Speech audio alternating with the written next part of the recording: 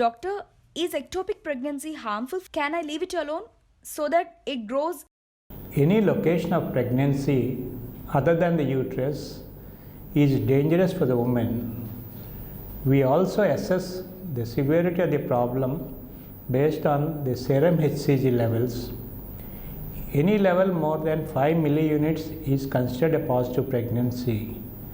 When the HCG level is 100,000 milliunits per ml, but we do not find a pregnancy sac in the uterus, then we might ask for a repeat HCG at the end of 48 hours to 72 hours, wherein we check the doubling time of the HCG value, and when it is a pregnancy of unknown location, the doubling time may or may not happen.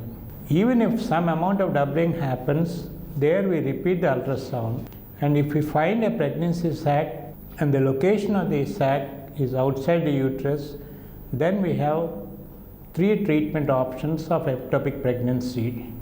One is a surgical option, second is a medical option, and in few selected situations, only observation and close monitoring.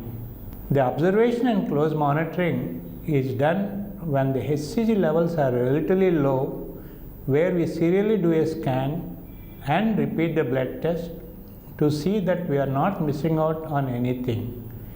This is generally done when the HCG levels are less than 500 and the levels of doubling time is too slow. We monitor you at closer intervals, and once the levels fall, you get a menstrual bleeding. This is the opportunity of observation is available only in few instances where the levels are very low.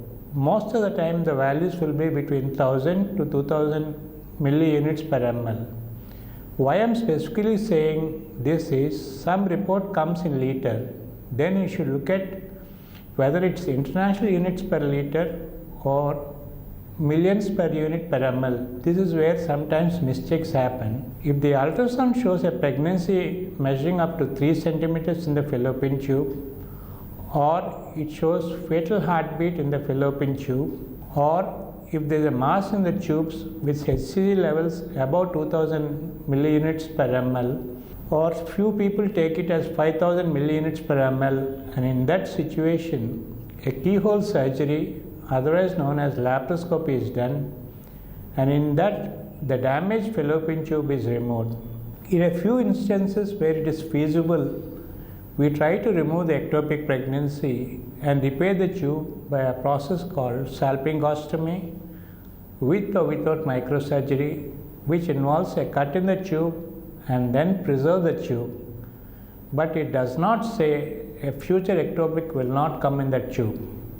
When the damage is significantly more, or in case of a ruptured ectopic, that fallopian tube is removed. This is called salpingectomy.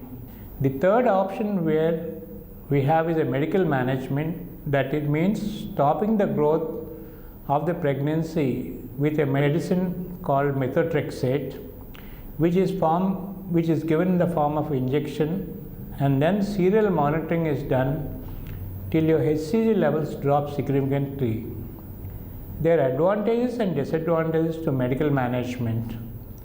If we start medical management when the HCG is below 2000 to 3000 milliunits per ml, the success rate is close to 95%, and the other 5 people might need a laparoscopy or a surgery.